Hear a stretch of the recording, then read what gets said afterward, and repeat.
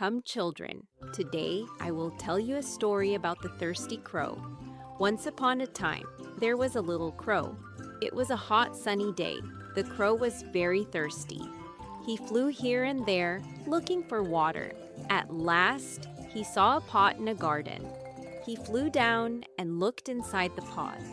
There was a little water at the bottom, but oh no, the water was too low. The crow's beak could not reach it. The crow had an idea. He saw some small stones nearby. One by one, he put the stones into the pot. Pop, pop, pop. The water came up, up, up. Now the crow could drink the water. He was so happy. He drank the water and flew away. So kids, moral of the story is, if we think smart and don't give up, we can solve all the problems. Golu Golu TV.